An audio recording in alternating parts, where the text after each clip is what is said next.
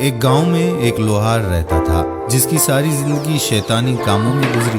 پورا گاؤں اس لوہار کی حرکتوں سے بے حد تنگ آ گیا تھا۔ ایک دن جب وہ اپنی دکان پر کام کر رہا تھا تو اس کی دکان کے باہر دو بزرگوں کا گزر ہوا۔ دونوں اس کی دکان کے باہر باتیں کرنے لگے۔ ایک بزرگ دوسرے بزرگ سے کہہ رہا تھا کہ جانے یہ اپنی حرکتوں سے کب باز آئے گا۔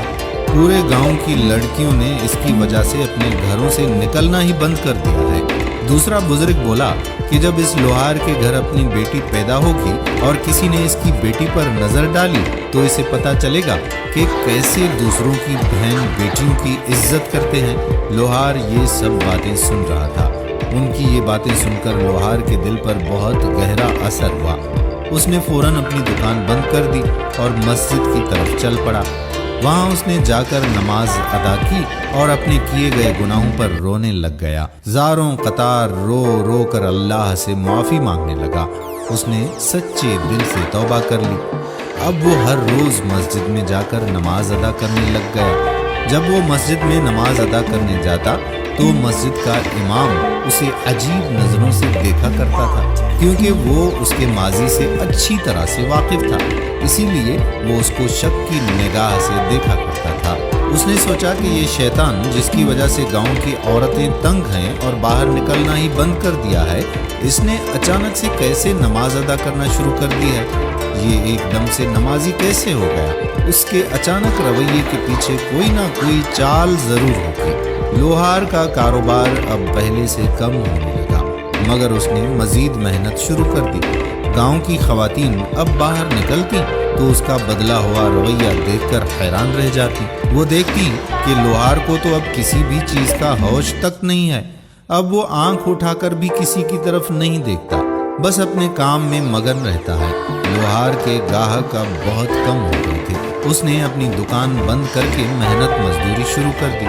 وہ دن بھر مزدوری کرتا تھا، جس کے معاوضے میں شام کو اسے تھوڑی سی رقم مل جاتی تھی، مگر وہ اللہ کا شکر ادا کرتا تھا۔ اس کے ایک قریبی دوست نے ایک دن اس سے کہا کہ جب سے تم نے توبہ کی ہے تب سے تمہارے حالات خراب ہو گئے ہیں۔ کیا تمہیں یقین ہے کہ تمہاری توبہ قبول ہوئی ہے؟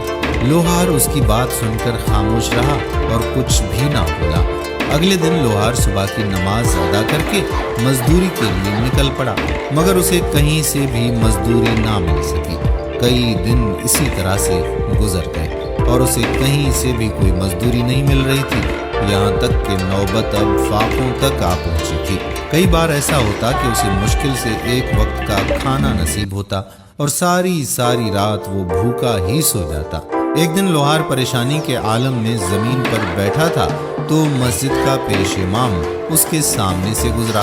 مولوی نے لوہار کو غور سے دیکھا تو اسے اندازہ ہو گیا کہ لوہار فاقوں میں زندگی گزار رہا ہے۔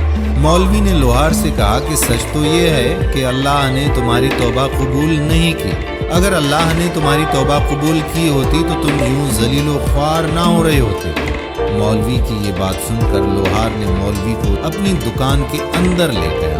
مولوی چیختا رہا، چلاتا رہا، مگر لوہار نے اس کی ایک بھی نہ سنی اور اسے دکان میں موجود لوہے کے تختے پر لٹا دیا اور پھر آگ میں اپنے لوہے کے ہتھوڑے کو گرم کرنے لگا۔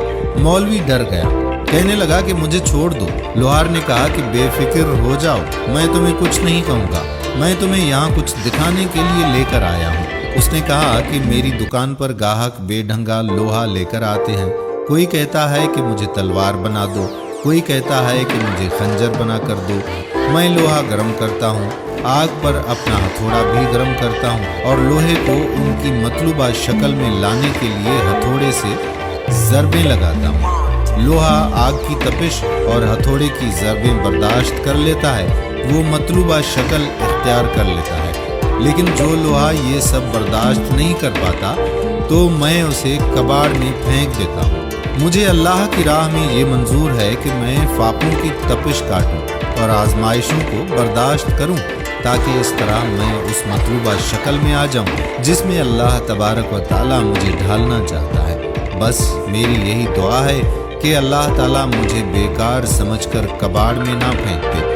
یہ کہہ کر اس کی آنکھوں سے آنسو جاری ہو گئے اور مولوی صاحب بھی اس کی باتیں سن کر رونے لگ گئے۔ मौलवी साहब ने उस लोहार से माफ़ी मांगी और बोला कि मैं तुम्हें कितना गलत समझ रहा था, हो सके तो मुझे माफ़ कर दो। प्यारे दोस्तों, दुनिया में आने वाली मुश्किलात अल्लाह की तरफ से आजमाइश हुआ करती हैं, ताकि अल्लाह हमें उस शक्ल में ढाल सके जिसमें वो हमें देखना चाहता है। इसीलिए हमें ये दुआ करनी चाहिए कि अल्लाह पाक हमेशा उन आजमाइशों में हमें साबित कदम रखे और ऐसी आजमाइश में ना डाले जिसको हम बर्दाश्त करने की हिम्मत ना रखते हैं। आमीन सुम्मा आमीन या रब्बल आलमीन। हम उम्मीद करते हैं कि हमारी आज की वीडियो भी आपको पसंद आई होगी। अगर पसंद आई है तो वीडियो को दोस्तों के साथ शेयर भी करें, लाइक भी करें